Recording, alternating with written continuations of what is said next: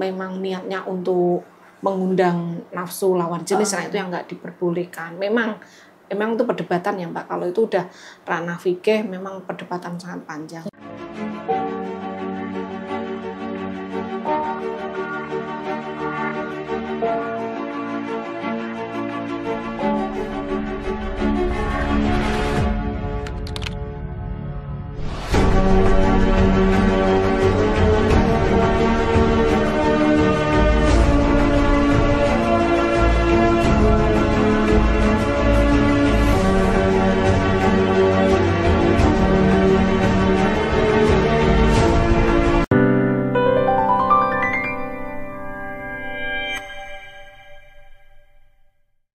Assalamualaikum warahmatullahi wabarakatuh. Kembali lagi bersama Tali Kata Podcast. Di sini saya sudah bersama narasumber yaitu Ibu Afifatun Nisa yang akrab dipanggil Ibu Afifah. Iya, betul Mbak. Mungkin bisa Ibu perkenalkan diri. Oke, terima kasih. Sebelumnya Kak siapa? Saya Lulu. Oh, Kak Lulu. Ya. Oke. Terima kasih Kak Lulu atas kesempatannya. Saya Afifatun Nisa, biasa dipanggil Bu Afifah. Kalau mau ngimbangi Kak Lulu juga boleh Kak Afifah, Afifah, biar ya. awet muda ya. Biar kelihatan lebih akrab. Seperti itu Mbak. Kak Lulu ya, maaf. Ya. Saya kebetulan sehari-hari sebagai penyuluh agama di kantor Kementerian Agama Kota Denpasar. Kebetulan tempat tugas saya di KUA Denpasar Selatan. Jadi wilayah tugas kami untuk penyuluhan warga di Kecamatan Denpasar Selatan. Tapi tidak menutup kemungkinan sih Mbak Lulu, saya pun juga biasa ngisi penyuluhan, bimbingan melalui rekaman di RRI ya. RRI Denpasar ataupun yang biasa kami lakukan itu pembinaan di lapas 2 perempuan kerobokan ya, seperti itu. Jadi itu aktivitas saya sehari-hari, selain yang utama ya tentu ibu rumah tangga ya. Kebetulan saya sudah berkeluarga, putra 3. Yang pertama ya seusia Kak Lulu kali ya, yang kuliah di Solo, yang kedua di Jogja, masih setingkat SMA, tepatnya di Aliyah ya. Yang ketiga Sanawi, SMP, semua kebetulan di Jawa. Jadi saya sehari-hari bulan madu dengan suami Kak Lulu, seperti jadi itu. misah-misah semua anaknya. Ya untuk belajar mandiri. Seperti itu Kak Lulu. Oke, kesehariannya Ibu nih kan selama bulan Ramadan ini selain mungkin di KUA itu apa lagi ya Bu? Tentunya ya ini ya seperti masih sama Mbak kegiatannya ya. Kalau di KUA kalau pas Ramadan ya kita biasanya ada bimbingan perkawinan ke calon pengantin ya. Selain itu kita juga tadarus bersama. Sama kalau di Ramadan tetap berjalan seperti biasa, di lapas itu juga tetap pembinaan, malah lebih intens sekali ya puasa kita dampingi untuk tadarus seperti itu. Ya untuk penguatan keimanan warga lapas, semoga menjadi lebih baik ya, seperti itu Mbak Lulu.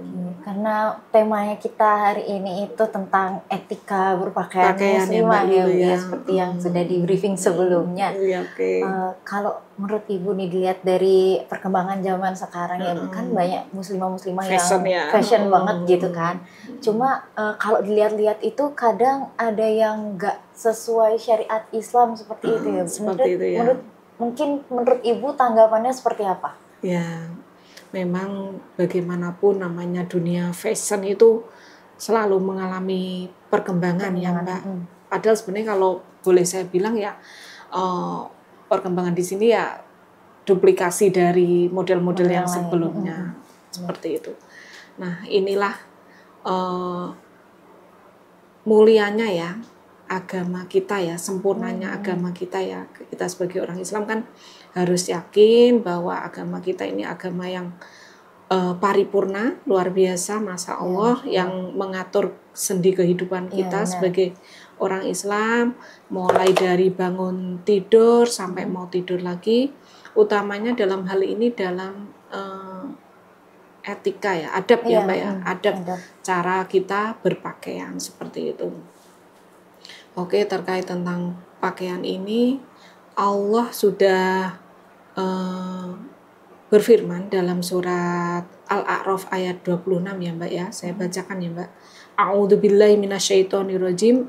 Ya bani adama qad anzalna alaikum libasa yuwari sawatikum warisha wa libasut taqwa dzalika khair dzalika min ayatillahi la'allahum yadzakkarun.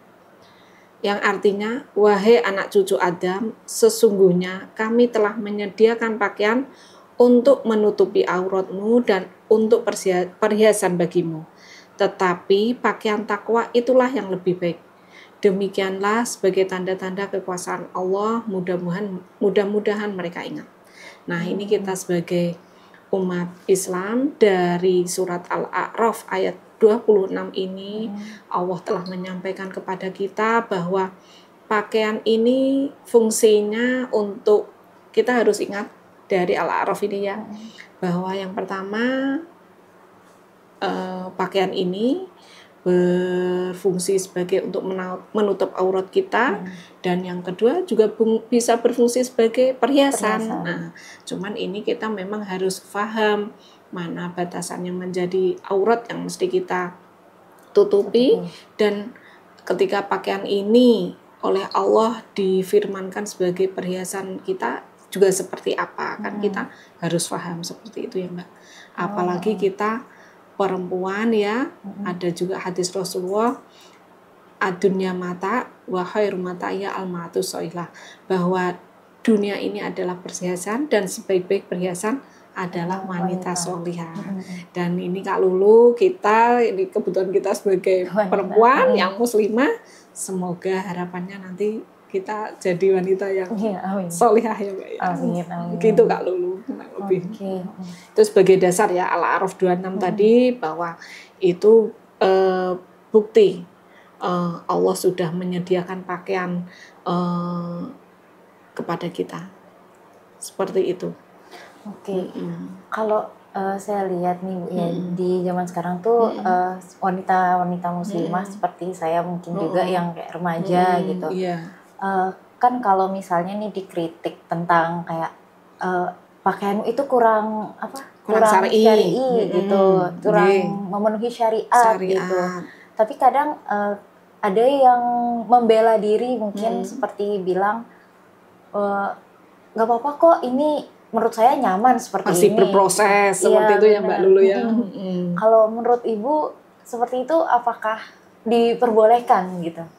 Jadi memang yang terpenting kita paham tentang batasan-batasan memakai pakaian ini ya Mbak ya, karena yang fungsinya tadi menutup aurat ya. Memang ada adabnya Mbak kalau perempuan itu. Yang pertama otomatis ya tadi ya, menutup aurat, kita paham yang menjadi batasan aurat laki-laki dan perempuan itu seperti apa. Karena kalau laki-laki itu kan Rasulullah menyampaikan batasannya kan dari pusar sampai lutut kaki ya. Kalau perempuan itu muka, yang seluruh tubuh itu aurat kecuali yang tampak, yaitu yang boleh muka dan telapak tangan seperti itu. Nah, selagi memenuhi syarat itu, insya Allah ya sudah terpenuhi dong syaratnya kita menutup aurat kita ya. Yang pertama itu. Terus yang kedua, pakaian yang kita pakai ini tidak tipis, tidak ketat membentuk tubuh kita seperti itu ya. Yang ketiga memang tidak ini Mbak, apa istilahnya, tidak ada mengandung perhatian seperti itu ya. Perhatian gitu. Niatnya ya kalau boleh dibilang sombong ya, seperti itu. Tidak pakaian untuk sombong, karena di surat Al-A'raf tadi kan ayat 26 itu kan sebaik-baik pakaian itu pakaian takwa ya. Seperti itu, walibasut taqwa dzalika khair, dan pakaian takwa itulah sebaik-baik pakaian kan, seperti itu ya. Terus yang terakhir adabnya itu tadi yang pertama menutup aurat ya, etika kita sebagai muslimah, menutup aurat. Yang kedua tidak ketat, tidak tipis, tidak bentuk lekuk tubuh. Yang ketiga tidak karena mencari perhatian atau kesombongan.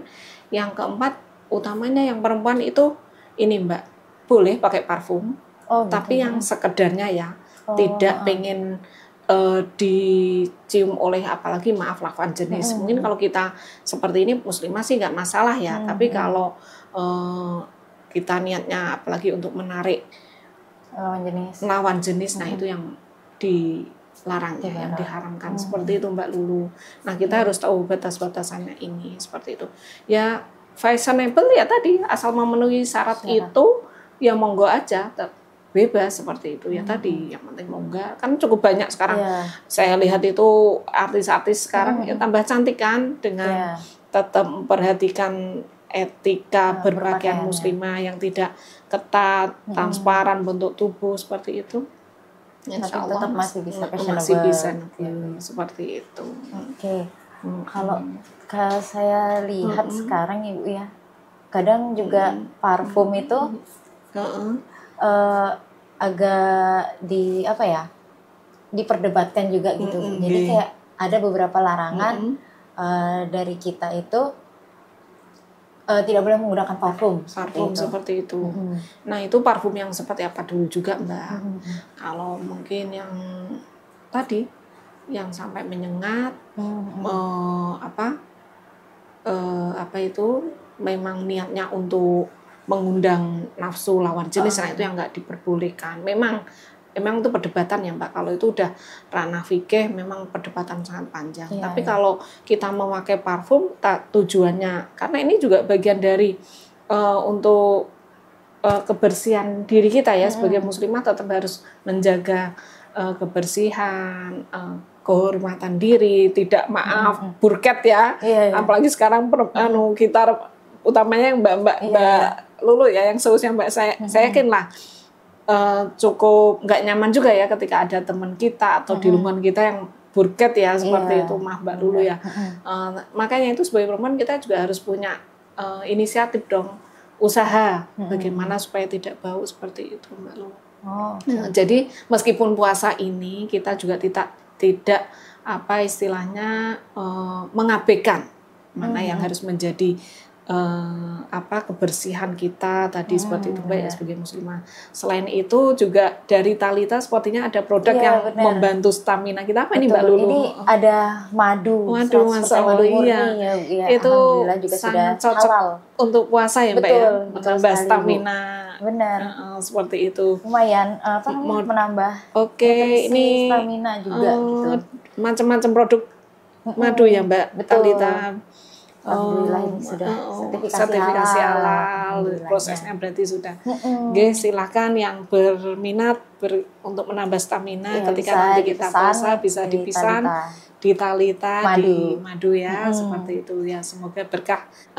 Gini Mbak Lulu, sebagai perempuan kan tadi Mbak Lulu menyampaikan tentang ini ya.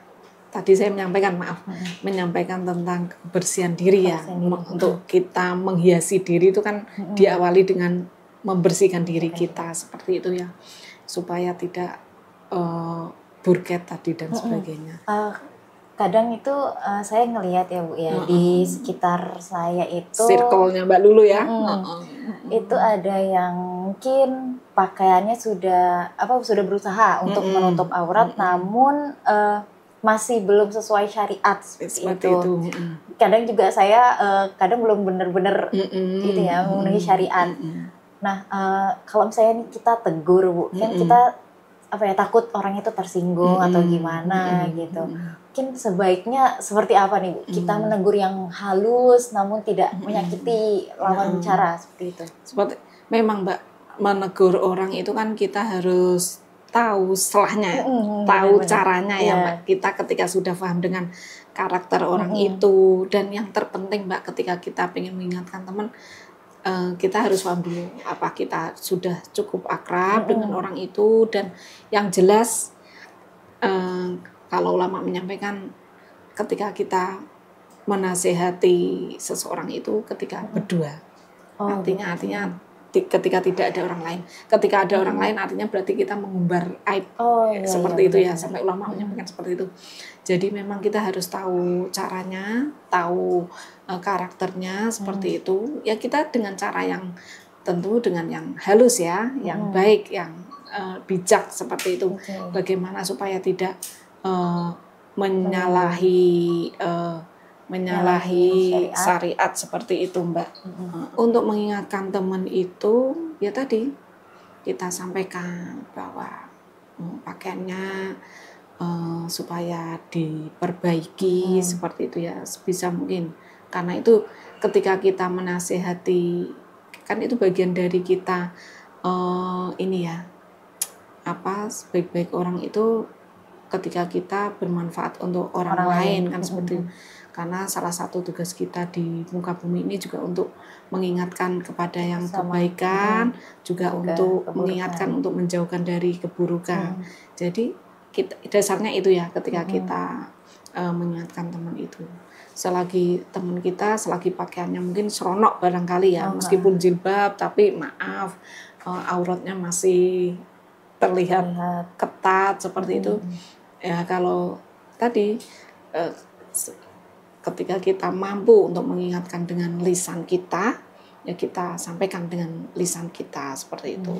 Tapi kalau selemah-lemahnya iman kan seperti itu ya, ketika kita mengingatkan selemah-lemahnya ini dengan hati kita ya, artinya ya kita mendoakan teman kita supaya mau berubah seperti itu. Karena ketika hati kita terpaut dengan Allah Subhanahu wa taala karena untuk kebaikan sesama hamba Allah, insya Allah ini juga semoga bisa membuka hati saudara kita, teman kita yang kita ingatkan tadi seperti itu, Mbak ya.